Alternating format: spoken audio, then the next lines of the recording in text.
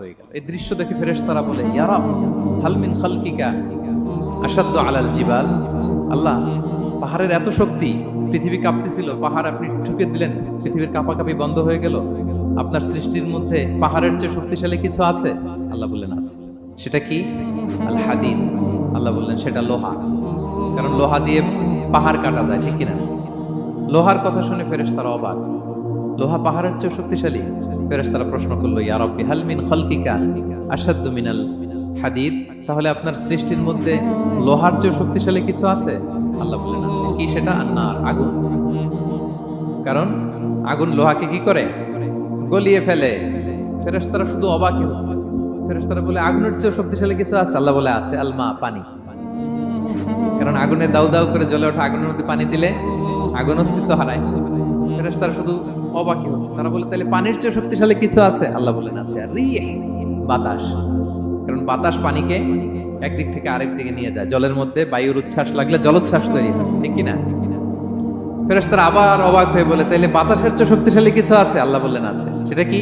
বলতেছে বনি আদম।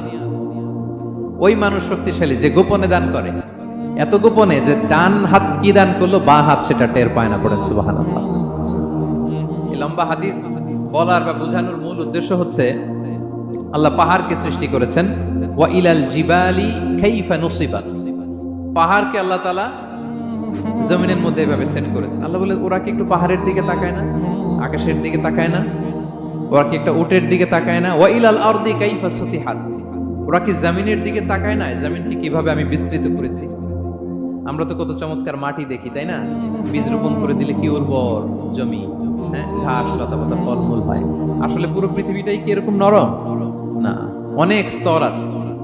এই ভূপৃষ্ঠের নিচে আপনি পাবেন পাললিক শিলার স্তর, রূপান্তরিত শিলার স্তর, আগ্নেয়গিরির শিলার স্তর। তার মানে পৃথিবীর ভেতরে দাউ দাউ করে আগুন জ্বলছে, এবং আগ্নেয়গিরির জ্বালামুখ ভেঙে যখন এই অগ্নুৎপাতের লাভা বের হয়, তখন বোঝা যায় পৃথিবীর ভেতরে কেমন আগুন পাওয়া যায়, ঠিক কিনা? তাহলে প্রথম শব্দটা আমি কি বলেছিলাম? আন-নাযার। মনে আছে তো না? প্রথম শব্দটা কি?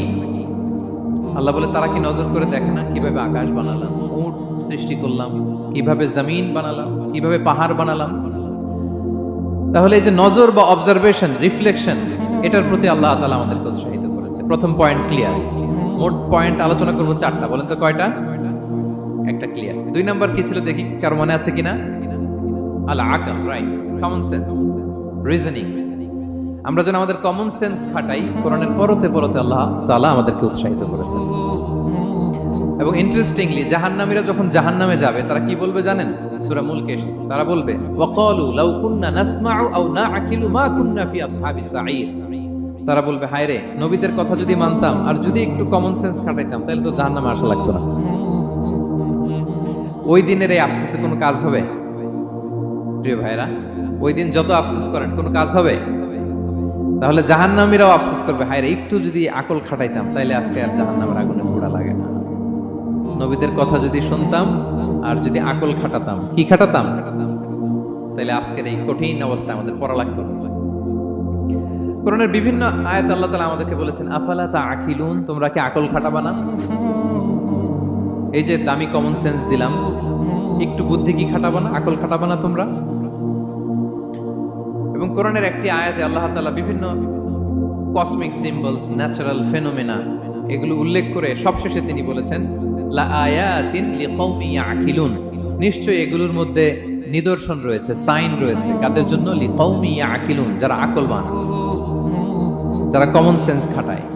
এই আয়াতে আল্লাহ কি কি বলেছেন? দীর্ঘ আলোচনা, আমি খুব সংক্ষেপে বলছি। আল্লাহ তাআলা বলছেন ইন্না ফি খালকিস সামাওয়াতি ওয়াল আরদি ওয়া ইখতিলাফিল লাইলি ওয়ান নাহারি ওয়াল ফুলকিল্লাতি তাজরি ফিল বাহরি বিমা ইয়ানফাউন নাস وما أنزل الله من السماء من ماء فأحيا به الأرض بعد موتها وبث فيها من كل دابة وتصريف الرياح والسحاب المسخر بين السماء والأرض لآيات لقوم يعقلون। সবগুলো বলে আল্লাহ বললেন এগুলোর মধ্যে নিদর্শন আছে তাদের জন্য যারা কমন সেন্স খাটায়। কি বললেন আল্লাহ? আল্লাহ বললেন আকাশ জমিনের সৃষ্টির মধ্যে, দিবারাত্রির পরিবর্তনের মধ্যে, এই যে 24 ঘন্টার 12 ঘন্টা দিন, 12 ঘন্টা রাত, আর নিগতির কারণে এই যে দিবারাত্রি আমরা পাই, এই পৃথিবীটা তার অরবিটে, কক্ষে যেমনি ঘুরে, আবার পৃথিবীটা তার অক্ষেও ঘুরে। যে আপনারা যারা ক্রিকেট খেলছেন এরকম স্পিন বল করেন না? হ্যাঁ, কমন পড়ছে? স্পিন বল করলে বলটা কিভাবে যায় বলেন তো? ঘুরতে ঘুরতে যায়। তো পৃথিবী যখন সূর্যের চারদিকে কক্ষে ঘুরে, ওই ঘোরার মুহূর্তে সে নিজে স্পিনিং হইতে থাকে, ঘুরতে থাকে। ওই স্পিন হইতে তার এক পিঠ থেকে আরেক পিঠে ঘুরতে তার 24 ঘন্টা সময় লেগে যায়। ওইটার কারণে দিবারাত্রি হয়। 12 ঘন্টায় আমরা দিন পাই, 12 ঘন্টায় আমরা রাত পাই। আল্লাহ বলেন এই দিবারাত্রির পরিবর্তনের মধ্যে নিদর্শন আছে। তারপরে সাগরে যে ভেসে বেড়ায় বড় বড় নৌযান, জলযান, আপনারা দেখেছেন কিনা জানি না। এই যে icon of the ocean, Titanic জাহাজের চেয়ে 10 গুণ বড় জাহাজ আমি দেখে এসেছি পশ্চিমা দেশগুলোতে। এত বিশাল বড় জাহাজ, এটা সামনে দাঁড়ালে এটার দৈত্যের মতো মনে হয়। মালয়েশিয়াতে তো অনেক কন্ডোমোনিয়ামস, 10-15টা কন্ডোমোনিয়ামস একসাথে জোড়া লাগালে এটা যত বড়, ওই ক্রুজগুলো, জাহাজগুলো এত বড়। এক একটা জাহাজের ভেতরে 3000-4000 হোটেল রুম আছে, 8-10টা রেস্টুরেন্ট আছে, ফুটবল স্টেডিয়াম আছে, থিম পার্ক আছে, বিশাল একটা এন্টায়ার সিটি। এই বিশাল ক্রুজগুলো, Icon of the sea, Virgin Voyages, Royal Caribbean, এগুলো সাগরের উপর দিয়ে ভেসে বেড়ায়।